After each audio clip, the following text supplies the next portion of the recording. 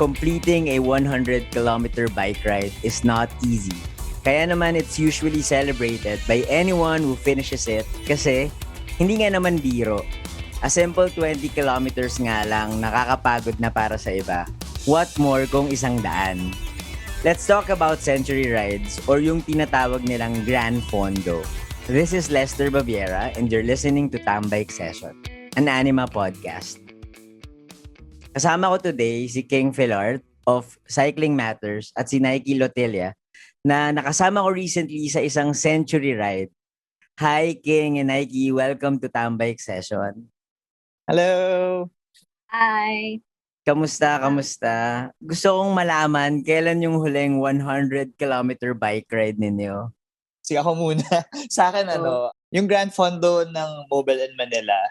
So that was last week. So it's been almost 7 days na since yung last 100 kilometers. Which happened nung Independence Day, no? Yes! Ikaw naman, Nike, kailan yung huli mong Grand Fondo? Ay, syempre, with you. Yun din. Okay. Oo, yung sa Bulacan. So, yeah. So kami ni Nike, sumali rin kami sa Share the City Grand Fondo ng Mobile in Manila. Tapos nag 100 kilometers kami from our own houses papunta sa Malabon, tapos Bulacan, and then back sa Metro Manila, Pasig, and then somewhere else para ma-complete yung 100 kilometers. What's with a 100-kilometer bike ride na parang tinatawag tong milestone? Or why is it something that cyclists are proud of kapag natatapos nila? King? Well, Grand Fondo, ibig sabihin niya, nakabukas yung wiki ko dito.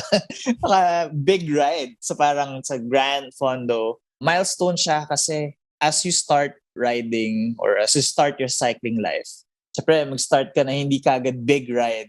So paakyat yung challenge, parami ng parami yung kilometers na nare-ride mo. And 100 kilometers is just, it's something na pag beginner ka parang unimaginable at first. Pero as you gain confidence, parang, teka, kayang-kaya ko na to. And then once you finish your first 100 kilometers, ang sarap mag-look back na parang, grabe, nagawa ko na to na before parang sobrang unimaginable for me. Oo nga parang ako, hindi ko rin iniisip na magkakaroon ako ng 100-kilometer bike ride ever nung nagsimula ako. Kasi I thought na ikot-ikot lang ako dito, ganyan. Pero iba pala yung feeling no, na actually sobrang pag-uwi ko ng bahay, text ako sa mga friends ko na non-bikers na parang, uy, naka 100 kilometers ako, ganyan. Tapos parang lahat sila, ano mong ginagawa mo sa sarili mo? Bakit bakit mo ginagawa yan? Pinapahirapan mo lang yung sarili mo, blah, blah, blah. Pero iba talaga yung feeling no? Parang pagod na pagod ka, but at the same time, parang, wow, ang galing, natapos ko siya.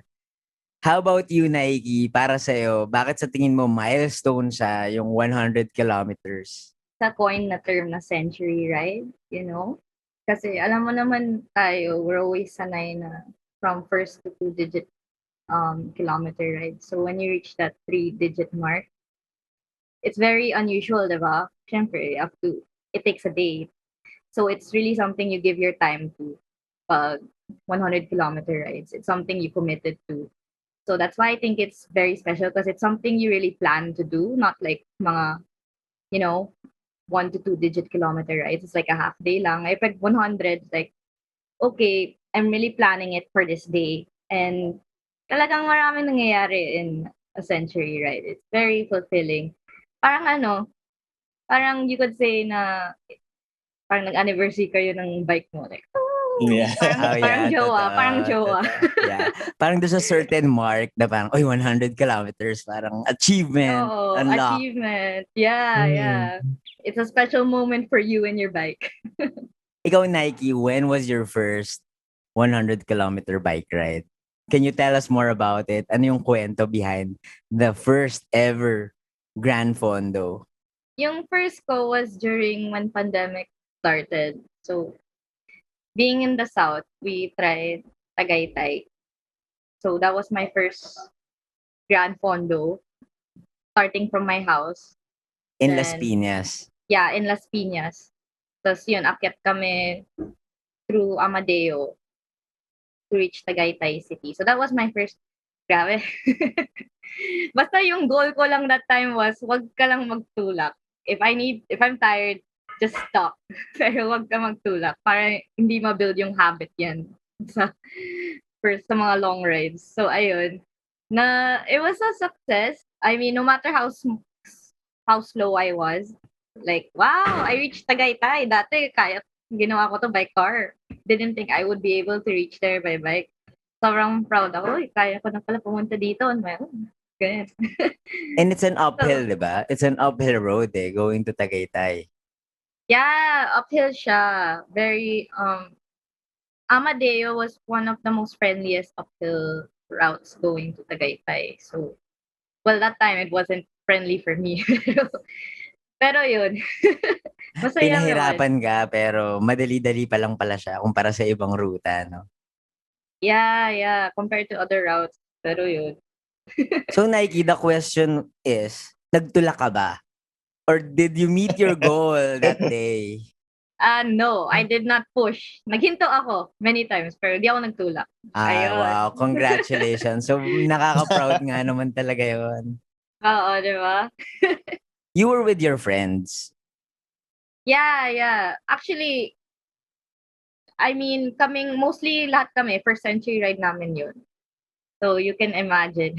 Who decided na, okay, let's do a century ride? It was one of our friends na experience si Tito Mario, shout out, na he went there na via RevPal to Tagaytay. And he's like, tara, feeling ko kaya nyo na. And I'm like, yeah, but not RevPal, please. So, doon kami sa Amadeo lang para chill and beginner friendly. Tsaka walang masyadong cars if you go that way sa Amadeo. And especially during the early months of the pandemic, no? Yeah, so very safe. I say it was really a good time to do long rides during the pandemic. It really pushes you to go out there, and explore kasi walang cars. Wow. So, at least that was quite an easy 100-kilometer trip for a first-timer. How about you, King? Ganon din ba yung experience sa'yo? Madali din ba yung first century ride mo? Wait, parang gusto ko mag-comment na mahirap yun. I mean, friendly uphill Amadeo. Like, I've tried it.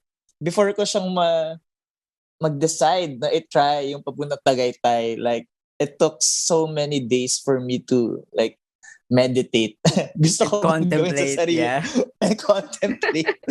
Wala, nakakatuwa. But like, yung sa amin, siguro hindi ganon ka uphill. Yung first ko nung 2016, ang mga kasama ko noon, actually hindi ko kilala. Isa lang yung kilala ko. Childhood friend ko noon. So, shout out kay Enrique. Tapos parang decide kami na, mag-reunite kami. Kasi hindi kami nag-uusap at all. And then, nabalitaan namin na nagbabike yung isa't isa.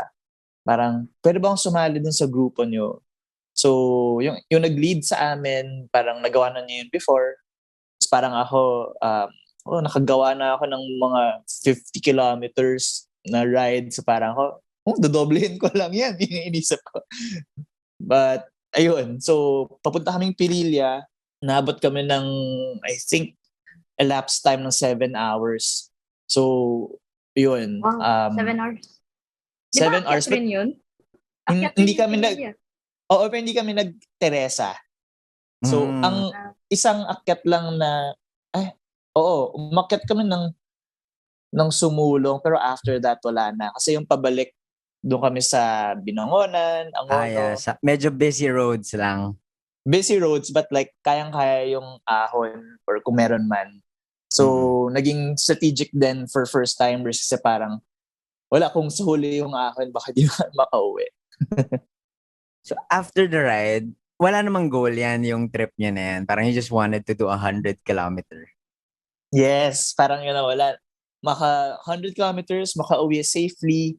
So, yun, parang hindi naman may goal na dapat ay ganitong time, halimbawa. So, no pressure. So, doon sabi ni Nike kanina, parang commit kami ng buong araw for this. So, ayun. And how was the feeling afterwards? Pag uwi mo ng bahay, pagod na pagod ka ba? Alam mo yun? Or okay naman? Kaya pa? Oo, pagod. Pero sobrang saya. Kasi parang nakaka-proud sa sarili mo. And then like after, syempre hindi naman magkakahiwa-hiwalay kami. So parang yung ride home pa uwi, mag-isa ka na lang. Alam mo yun, parang sa Antipolo pa nakatira. So aahon pa ako a bit pabalik. Pero okay lang. Kasi parang ang sarap sa feeling na wow, natapos ko yun. So parang makikita ko na sa Strava ko na naka 100K na ako sa wakas. Uy, 100 kilometer. Meron na akong parang pagmamalaking bagay. Parang kasama na yan sa achievements mo in life. Yeah, exactly. Alam mo, ang saya ng buhay ninyong dalawa kasi prepared kayo sa 100-kilometer bike ride ninyo. Yung first 100-kilometer bike ride ninyo, nakapaghanda kayo beforehand? Ako hindi eh. I remember, in-invite ako ng friend ko, si Jelson Chu. Yan. Shout out din kay Jelson Chu. Sabi niya, uy, meron kaming bike ride with people na naka-turn. Kasi back then, yung ginagamit kong bike is yung turn clutch, yung road bike ng turn. So sabi ko, sige, sama ako. Ganyan, wala naman akong gagawin. No? Saan tayo? Sabi ni Jelson, sa Bulacan daw. Sabi ko, sige, okay lang, flat naman, Bulacan eh. Hindi ko alam na sa San Jose del Monte, Bulacan pala kami dadalhin. Tapos Budol. sobrang ahon pala yun. Budol, unlimited ahon. As in, Oh my gosh. kung si Nike hindi nagtulak, ako nagtulak ako. As in, wala, dead man eh. Parang, okay, whatever. Tutulak na ako dito. Kasi hindi ko naman alam na ganito pala siya eh. Sobrang unexpected. Oo, sobrang unexpected. Tapos hindi pa masarap yung kinainan namin. So, The worst. yeah, I know. Tapos parang Oh my God. naawa pa ako kasi kasama ko pa nun si Levi from Levi and Sarah. Si Levi, vegan siya eh. So, limited lang din yung options ng kinakain niya. So, pagdating namin dun sa karinderya where we're supposed to eat, parang isa lang yung gulay. Tapos sobrang sad pa niya. Sabi ko 100 kilometers, tapos yun lang yung kakainin niya. Parang, pero malakas naman siya, nakaya naman niya. And then on our way back, bigla kaming inulan. Tapos sa Caloocan, inulan, Commonwealth, Caloocan, yung daan namin. So parang it was really a terrible route.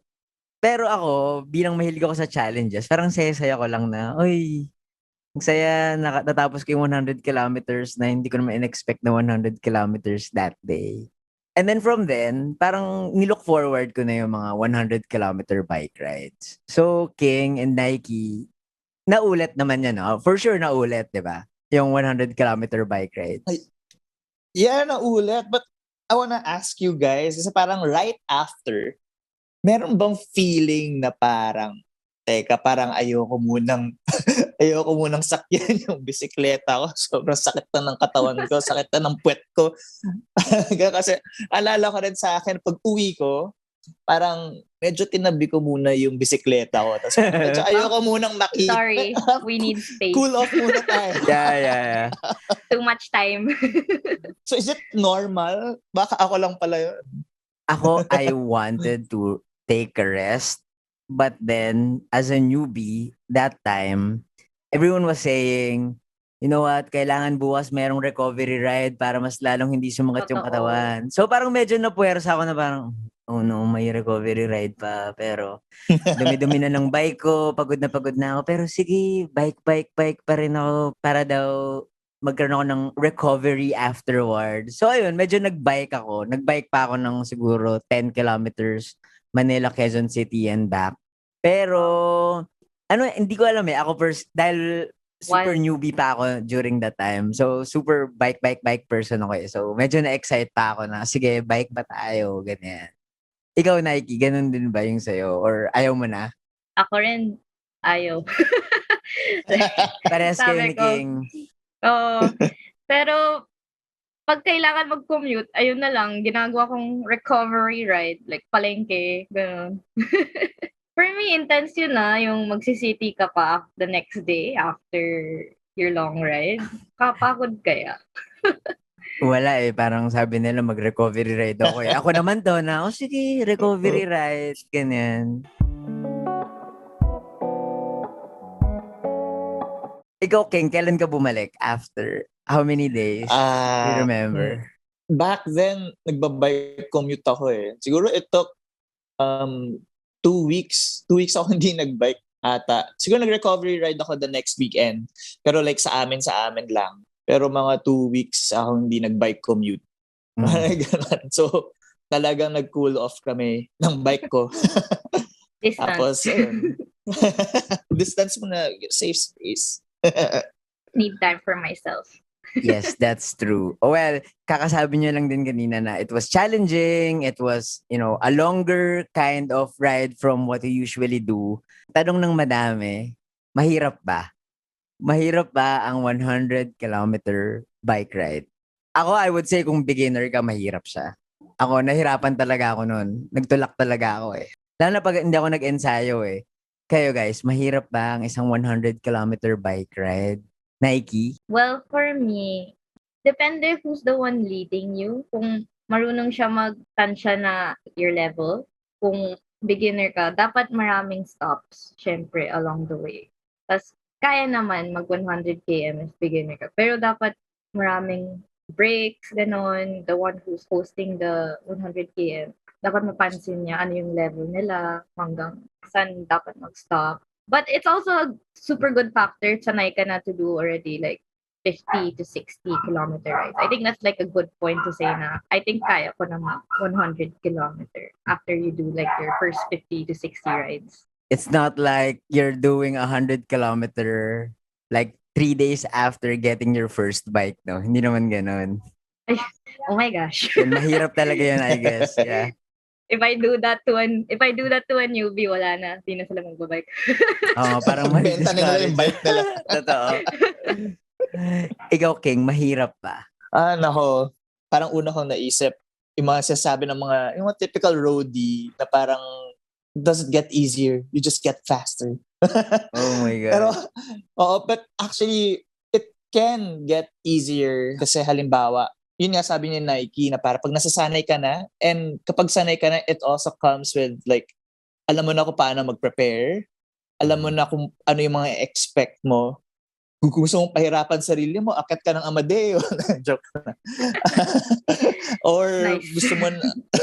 gusto mo ng mas flat, pipiliin mo yung route mo na flat lang, tapos anong oras ka mag-ride out, anong oras mo expect matapos. So, yun, kapag masanay ka na, alam mo na paano mag-prepare better. I think I agree kasi I remember as I do more 100-kilometer bike rides, parang mas nafe-feel ko na parang mas kaya ko mas kaya ko pang i-extend yung sarili ko.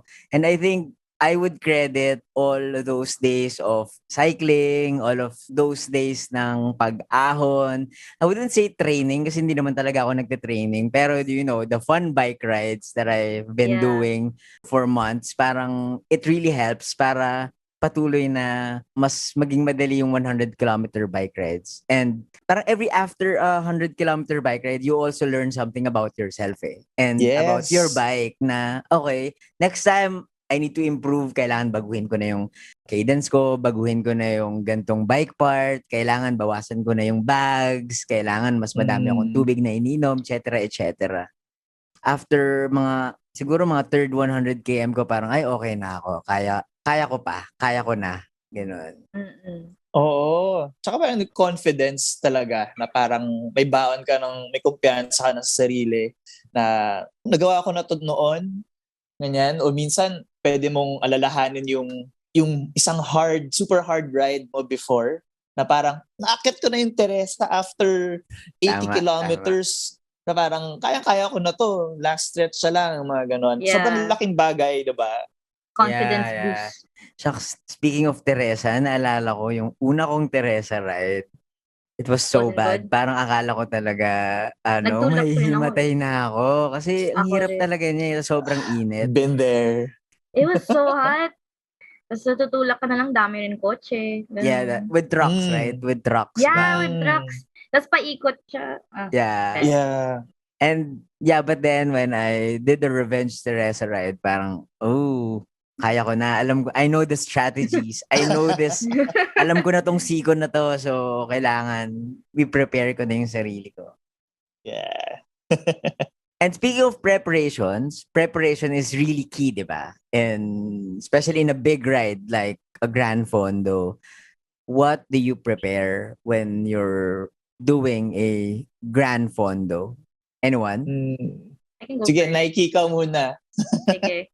Siyempre, tools, a spare for your, pag na-flat. And what I usually did before was when we planned the route, I checked ano yung LF gain para I use the app, Komoot. Parang, Yeah. yeah, I use Komoot because accurate naman siya to check how much ahon the place is. Para alam ko saan tayo mag-stop over. Like, okay, ito may upcoming major ahon. Stop ka dito. Before. Yeah. You're Yeah, very yeah, like, strategic na. yeah. Kasi, I don't know, for me, I'm that type of person. I don't know about you guys, pero ako yung type na gusto ko malaman ganong kaahon yung place, ganong kalayo, kasi I get anxiety pag di ko alam yung Lugar route na masyado. pupuntahan. Yeah. Oo, like, parang I need to know how I'm gonna fraction my energy throughout the ride. Kasi, syempre, it's a long ride. Gusto ko malaman saan ako mag-exert ng effort, saan pwede mag-chill lang. So, ayun, nag-strategize na. Very technical yung preparations na ginagawa niya aside from the usual bringing of tools. Actually, grabe. Medyo ganun din ako, strategy. Kasi, alam mo yun, Lester, parang 100 kilometers, it's not as easy as, oh, we're just gonna do twice 50 or like 5 times ng 20. Naka 20 na ako, ulitin ko ng 5 times. Parang it's not that easy. Halimbawa, after mo mag 50 kilometers, yung last 50, it won't feel like the first 50 kilometers na ride mo na. Extra. It would feel like extra, di ba? Parang may extra na. It would feel like 60, 70 kilometers or even another 100 kilometers. I don't know. Na parang iba siya. So, ako parang usually prepare ko rin. Like, ako naman, mas nagiggeek ako sa mga numbers in a way. Na halimbawa, 100 kilometers, ano yung usual pace ko when when riding the flats. Pag may ahon, ano yung magiging pace ko dito, ano magiging pace ko sa ganitong time, tapos towards the end of the ride, I'm sure mas magiging mabagal ako. So, anong oras ako aabutin? Usually, target ko na makauwi na ako ng lunchtime. Parang ayokong nagsasuffer pa ako through like 11 a.m. to 1 a.m. The most painful hours. Diba? Yes. So parang target mo na, okay, sana dito nasa, ka na, yung route mo na mas presko ka na, mas flat na yan. Parang yun yung pa-plan mo. Tapos minsan titingin pa ako ng weather. Sa weather, mga weather app, may mga hourly, yes, diba? Weather. Exactly. Download na kayo ng weather app. Exactly. At least two. At least two para weather sigurado, apps. no? Yeah. May comparison. Kapag magkaiba yan, ako, magtakahan na. Yan. Kabahan ka na. Pero yun, isipin mo, sa ganitong oras, okay, mga 1-digit % lang yung rain chance, medyo okay ka pa. Pero sa ganitong oras, kung umaakit na ng 10-20%, tapos may trend ng paakyat, medyo prepare ka na kaya ko bang umahon o kaya ko bang daanan yung traffic na to kung Metro Manila Century Ride na umuulan? Parang yun na yung iisipin mo. So, tapos yun, nabanggit din ni Lester kanina yung mga dala mo, parang mapapaisip ka na na parang overpack na ba ako or should I pack light? Kasi halimbawa, yung dala mong luggage, maaaring magaan siya first 20 kilometers, pero sobrang bigat niya sa last 20 kilometers. Pero grabe, diba? So yung parang, last 20 kilometers, yan talaga yung parang pinakamahirap. Pinakapahirap yes, sa buhay, right? The last 20. Yun. So parang, ganun, iisipin mo talaga ahead. And this is something na hindi mo maiisip sa first century ride mo, na ito na yung masasanay ka after a couple of century rides sa parang okay, may pagkukuhanan ka na ng karanasan. So, yun. So, importante yung maging ride leader mo sa first century, if ever na first century ka. Ako naman, nakakatawa kasi baliktad ako sa inyong dalawa. Usually, I really like surprises. So, parang, okay guys, surprise nyo na lang ako kung anong mangyayari. Yeah, There are two that's why kinds of bikers. I know. Surprise nyo na lang ako, guys. That's why si Marlo, si Boodle Buddy, the one who built my bike, ginawa niya na parang ready for anything yung bike ko. Na parang pwede pang ahon, pwedeng pang mabilisan, kahit papano. Kasi alam niya na very ano ko very go with the flow kind of person. Go lang. Pero in terms of preparation, kasi parang ahon, sige, bahala na. Parang let it go. Kayo nang bahala sa akin. In case may mangyari. I accept the boodle. Yes, I accept the boodle. With open arms. Give it all to Yes. me. Tama. So ako naman, ang preparation na ginagawa ko, usually mental talaga. As in, okay, Lester, 100-kilometer bike ride. Dapat makatulog ka ng maaga. Sobrang importante sa akin yung tulog, by the way. So, dapat at least 6-7 hours. That's why pag unang meeting namin during the morning sa isang 100-kilometer bike ride, ang tanong ko lagi sa mga tao, ilang oras yung tulog mo? Kasi parang para sa akin, importante yun eh. So, Yes. It really affects the performance, no? Yung tulog. oh, yeah. So, imagine you're running on a 2-hour sleep, tapos 100 km. Parang, for me, sobrang hirap nun. That's crazy. Yeah. And mentally na, okay, 100 km to. So kung mahirapan ka, kasalanan mo yan kasi hindi ka naman nag-prepare kagaya ng ginagawa ni Nike tsaka ni King na chine-check yung elevation, weather, kung ulanin ka dyan, bahala ka sa buhay mo. Pero dapat enjoyin mo yung ride mo kasi ginusto mo yan, di ba? So, for sure. Parang mental preparation yung yung hinahanda ko na, okay, yung mga kasama ko, medyo aggressive sila. So, dapat, alam mo yun, tansyahin ko din yung attitude ko towards cycling. Chill lang to. So, I would expect na madami kaming tambay time on the road. So, mga ganong tipo. Mental preparation. You guys mentioned about teams, about having a great team leader. Have you ever tried doing a solo 100-kilometer bike ride? Si King, alam ko kakagawa lang niya ng solo 100-kilometer bike ride. Can you tell me or can you tell us more about it? Solo, siguro yun, ginaya ko lang yung mga ginagawa ng mga previous ride leaders, ano yung mga kailangan i-prepare. So, okay naman yung solo in a way na basta alam mo na yung route. Familiar ka na sa route, sa mga effort level mo before, dito sa area na to. Tapos, mas madali na rin mag-expectation management. Like, alam mo na ko what to expect. For me kasi sometimes I like solo rides. I just want to be with myself and my bike. So, minsan masarap na ganun. Last time, yung sa with Mobile Manila, yung Share the City, dapat solo lang talaga ako doon yung plan. But may na-meet akong bagong friend, tapos sobrang saya rin na parang may na-meet akong bago, like di ko siya kilala, tapos same yung route namin for the Grand Fondo. So, panibagong experience. Little surprises. Yeah. Oo. Nakakatawa. At yung mga ganun ba, na parang part siya ng plan in a way pag solo. Like, open ka lang sa experience and wala. Parang ang sarap lang mag-embrace ng bagong karanasan na hindi mo inaasahang mangyari in a way. In a good way. How far on your trip mo na-meet yung itong bagong kaibigan? Ayan, si JC. So, shout out sa'yo, JC. Yeah. Sa Sierra Madre, Sierra Loop yung napili kong route for the 100 kilometers. Tapos, siya rin, nagkita na kami before. Tapos, paakit ng Boso-Boso. Ayan.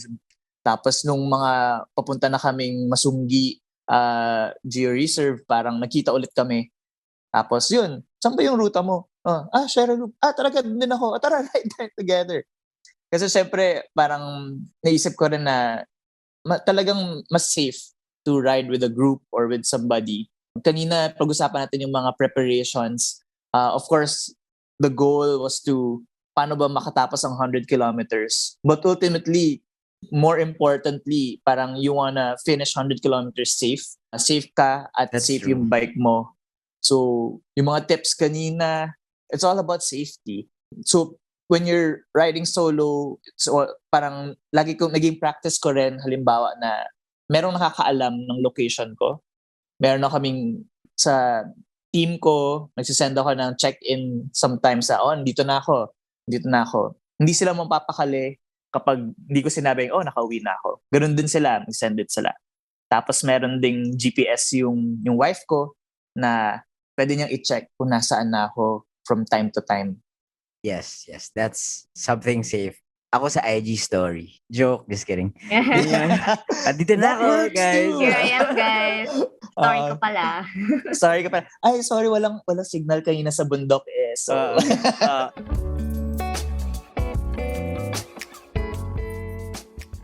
So King, that was your first attempt ng solo 100 kilometer dapat? O meron pa before? meron naman before. I think yung first solo ko around Metro Manila. So, yun. Na-feel ko kasi na mas safe din ako sa Metro Manila. Pag may mangyari sa akin mechanical problem, pwede ako makauwi. So, yun yung mga first solo ko.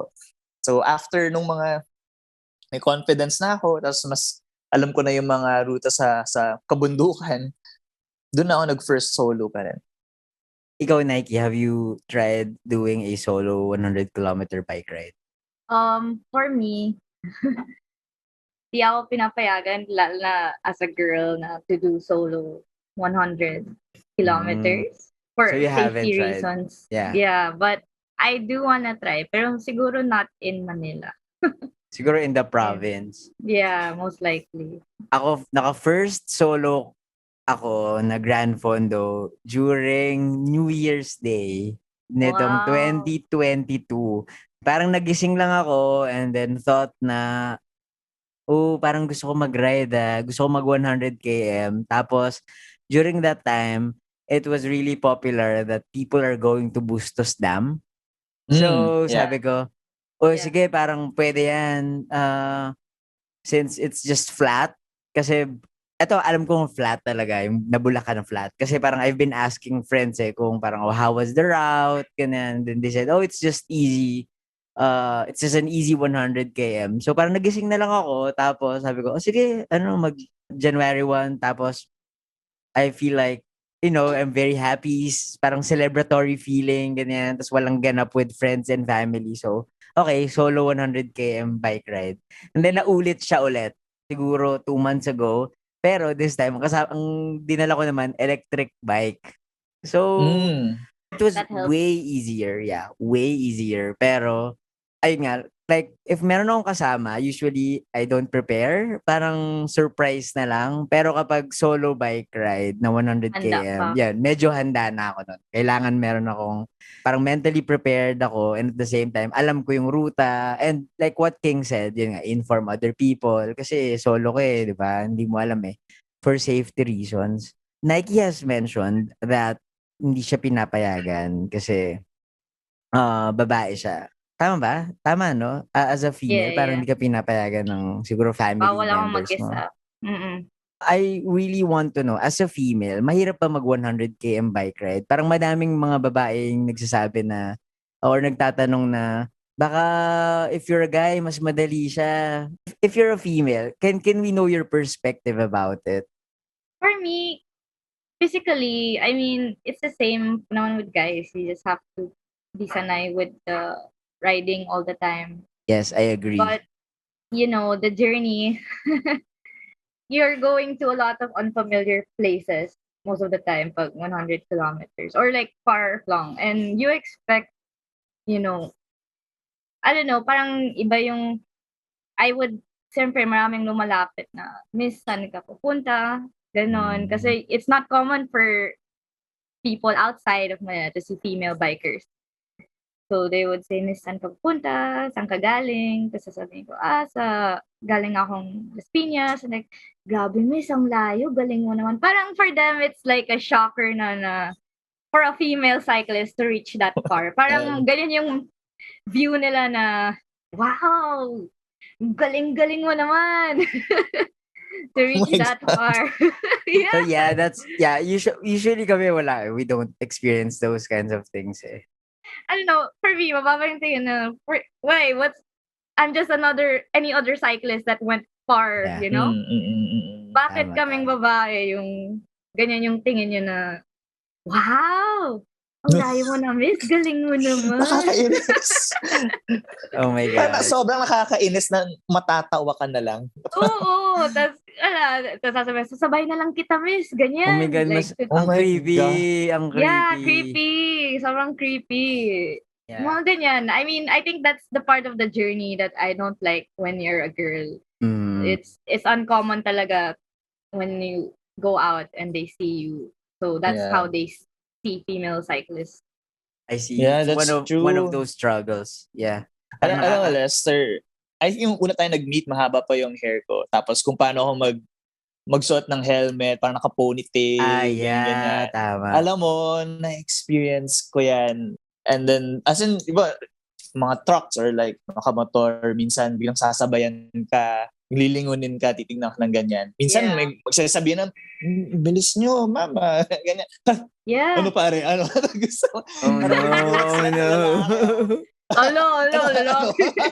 Ano, labang karera tayo. Ano. Pero grabe, like yung na-experience ko siya, like sobrang, minsan, especially kung mga baguhan or first time mo ma-experience, Yeah. nakakasira ng araw siya. Tama. Sobra. Yeah. Nakakasira ng Parang- focus. Yeah. Why is it when I'm my male friends, walang comments, pero ako, palaging may comments na sinasabi sa akin when I'm not asking it. You know, I'm not asking for it. Yes. Lalo na, even before, about everything, comments about everything, even how I cycle, like, mali yan, miss. Ganyan, ganito Oh my dapat. God. Yeah. Oh my God. Sometimes it My comes God. from strange, parang cyclist na strangers. Oo. Minsan pa nga Grabe. mga oldies eh. mga elderlies. So may friend din ako na gano'n. Biglang sinabihan siya about her figure. Tapos, grabe, asan, hindi mo expect talaga. Na parang bigla na lang susulpot. Inis ka na the rest of the ride. Totoo. Tapos Yung 100 mahirap. kilometers pa yung parang 70 kilometers pa yung kailangan mong bunuin, or parang you're on your last 20 kilometers, is maririnig mo yung mga ganong comments. Parang, Yes, exactly. stop it. Tigilan nyo na yan. But Oo nga in eh. general, I think 100-kilometer bike rides, Grand Fondos, are very memorable. Can you share us, meron ba kayong mga memorable experiences nyo sa Grand Fondo? Ako, aside from that first bike ride ko ng Grand Fondo, I think memorable din sa akin yung solo bike rides. Kasi I get to really know more about myself. Tapos parang nakakausap mo yung sarili mo eh. Parang minsan nagkakaroon ka ng pacing na napupunta ka sa ibang mundo. Parang ganun na feeling. Yeah. How about you guys? Yeah. Ano yung mga meron ba yung memorable Grand Fondo ride? I have Isip a pa lot. muna ako. I have a lot. Can you give us a sample na Yung gaya nga sinabi ni King when he mentioned that weather app, so true. Sobrang newbie mistake ginawa namin. So, di namin chinek yung weather before leaving for the ride. So, this was with my South bike friends. Shout out to Justine Castillo, by the way. Siya yung kasama ko. So, nag-bike kami to Nagcarlan, Laguna. And, my God, ang layo. ang layo from the south, Las Piñas to Nagcarlan, Laguna. So, 100 plus siya. You know, everything was going well. Then, boom, first flat. Okay lang yan. Patch lang. Ganyan. So, tuloy-tuloy. And then, wala pa kami sa Laguna yun And then, when we reached Laguna, boom, second flat. By the same person. Ang saya naman Same yan. person. Same person. Like, okay, sige, patch na lang ulit. May delay, pero okay lang. Ganon. Tapos pa-uwi. Boom! Third flat. Ulit? Oh no. Flat ulit. By the same person. Tapos, Malas pinalit. naman niya. Yeah, tapos nag-comment kami. Dapat di namin nag-comment. Pero sinabi namin, at least your chain didn't break. Oh my It God. broke. It Oh my broke. God. The next.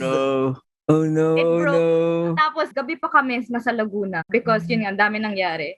Nasa Laguna pa kayo ng gabi? Yeah, gabi na. And it was raining. Yun, we didn't check the weather. It was raining half of the ride. No. Sobrang bad trip kami. Tapos, downhill pala from Laguna. Na-semp lang pa ako. Oh no. Downhill na ulan na. Oh my God. Buti na lang walang cars. Pero I was like a few inches away from cylinder blocks when I fell. So, Shucks, ang lala niyan. Buti nakaya mo pang pumadyak. oo, kaya ang daming delay. So, nung nag-break na yung chain, sobrang pagod na kami sa lahat ng nangyari. Ito na guys, hanap na tayo ng rescue van. Kasi nasa Laguna pa kami. Kasi ang lakas-lakas ng ulan. So, yun. Buti na lang there was L3 that passed by. Walang pasahero. Tapos nagpaawa na lang kami. Sige na kuya, pa-drop na lang kami sa Santa Rosa. Ganyan. So, ride na lang kami sa L3. Tapos Pinagbabawal na technique. yes. Pero wala eh. Wala, it was No raining. choice. Yeah. Broken chain, traffic. Ang lala ng ride na yun. Like, next time we said, check the weather. Yes, Check the weather. correct. Kaya pala may hugot ka pala dyan sa pag-check ng weather. Oo, sobrang may hugot kami doon. How about you, King? May naalala ka ng memorable experience? I think yung naalala ko, well, ito kasi nung nag-start na kayo mag-compete for longer distances. So, nag-join kami ng ODAX. So, kinukuha namin yung shortest distance na 200 na yung pinaka-shortest distance. Yung first ever ko na ODAX, so sabi ko, nakakagawa na ako ng 100K. So, yan na naman yung mentality na, okay, siguro after 100K, pahinga ako tapos isa pang 100K. But hindi naging ganun. So, medyo confident kami first 100 kilometers. Tapos yung pabalik na, sa Subic ito hanggang Masinloc. So, yung pabalik na another 100K. Yung ride namin hanggang 150K mark, parang okay lang, pero sobrang napagod na ako. So, dun sa kainan, so we decided na to eat lunch muna sa kainan. Sabi ko, sige, may oras pa naman. Kasi may time limit. Yung time limit nun, 13 hours and 30 minutes. So, may oras pa. Kain muna, ganyan. But after a while, like 50 kilometers lang naman, but wala, napagod na ako. Alam mo yung bigla na lang yung bangko nung karinderya.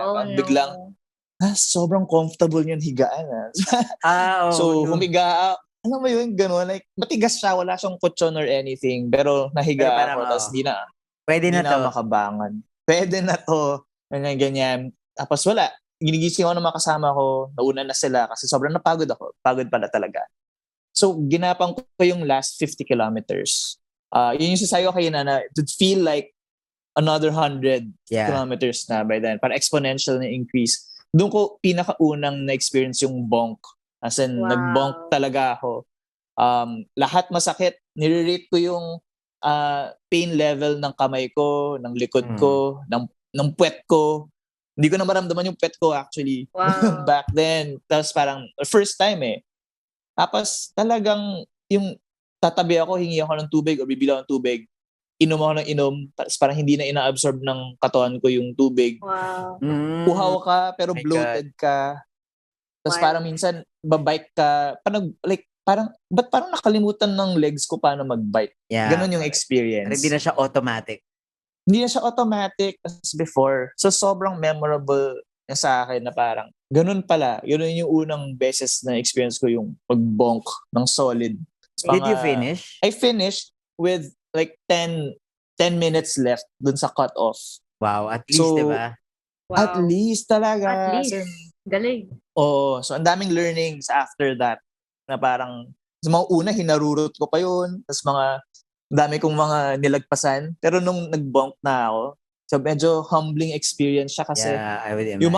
yung mga nilagpasan ko, makikita nila ako, tara, sabit ka na sa amin, draft ka na sa amin, hilahin ka namin. So parang super bait pa nila sa akin. Pero nung una, proud na proud akong iwanan sila, gano'n. Parang yabang mo pa no? Oo, yabang ko pa Pero grabe talaga. That experience humbles you. Sobrang humbling. Kahit 100 kilometers, basta like one of your first longer rides, it's a humbling experience talaga. Very much. That's true. Yeah. Parang feeling mo, ang lakas-lakas mo, kayang-kaya mo na, parang minamani mo yung 20 km, minamani mo yung 50 km, but, there are rides that will teach you something. Parang after going through that, parang you can go through all the hardships na in life. Alalahanin mo talaga sa'yo yan. Oo. Yeah. Sumemplang na ako dyan. Ako. Tama, kaya ko yan tama. lahat. I remember. Tapos parang feeling mo, afterwards na, okay, babalik ako dito. I'll have this revenge. Revenge Yes. ride. Revenge Yeah. ride. Okay, napag-usapan natin yung mga recovery rides kanina. Any tips na, kasi I'm sure, di ba, merong sasakit dyan eh. Kasi 100 kilometers ka ba namang nakaupo sa saddle mo eh. Yeah. Merong sasakit sa katawan mo eh. Any tips in terms of recovery? Anong ginagawa ninyo? I do, after the ride, I make sure I stretch. A bit of stretching talaga. Kasi para I noticed the next day, hindi masyado sore muscles ko if after I stretch. Like, immediately after the ride, stretch na ako. Or even during between the breaks of my ride, mag-stretch ako. And I notice it's not that sore the next day. And also yoga, the next day. Kung ayaw mong recovery ride, maganda yung yoga. Very helpful. Yeah, stretching is the key for Stretching is Nike. How about you, King? Any recovery tips? May iniinom ka ba? Yeah, very important to hydrate. Ako kasi sobrang pawisin ko. Like, sobrang pawisin ko talaga. First few kilometers pa lang pawis na ako. So, talagang hydrate during also, but especially after. Tapos parang minsan napapansin kong marami ng asin-asin sa damit ko, diba? Ang weird, no? Oo. Yeah, ma-experience nyo yan. Parang after a long ride, parang feeling mo, bakit ang gaspang? Tapos may ang alat, right? Yeah, ang alat ng feeling mo. Diba? So, kailangan mo siyang i-replenish. Hindi lang tubig, pero like, masarap kumain ng something a bit salty. Parang kailangan mong ibalik yung levels ng katawan mo, halimbawa. Mhm. So, nutrition, tas sleep, parang quality sleep. It's not just the number of hours, but also like how you sleep. Yes. So, very, very important. Sabi nila parang, kain ka muna. Kahit a bit lang. Kahit tulog ka na, kain ka muna. Tapos, of course, ligo. Tapos bago ka Totoo matulog. Putik-putik ka pa eh, no, nasa ka. Medyo mahirap.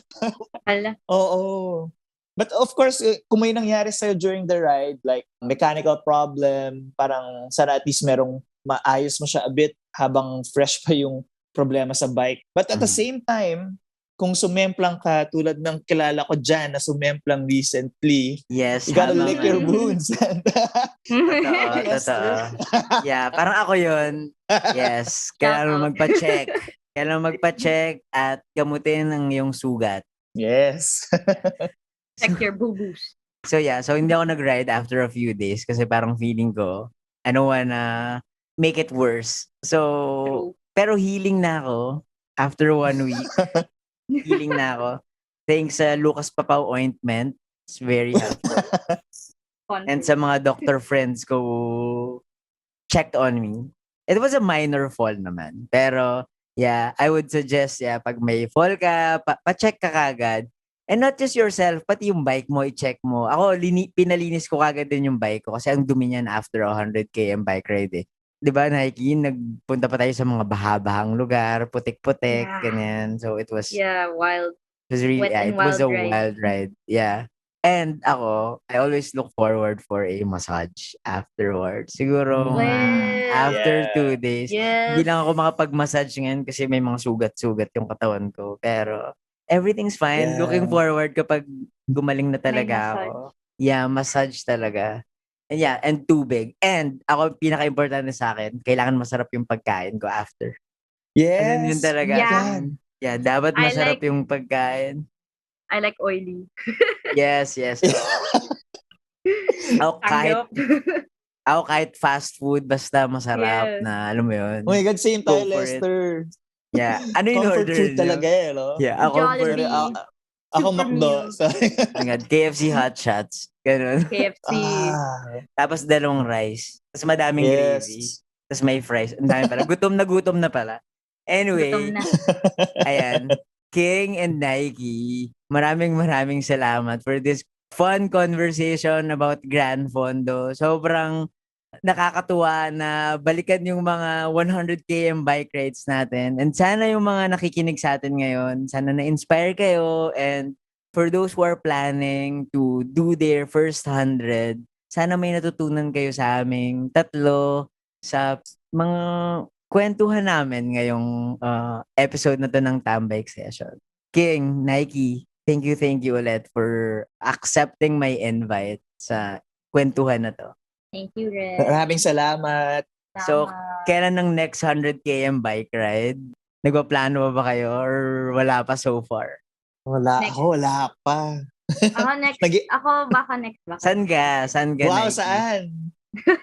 Either baka Cavite kami. Cavite na kami. Loop.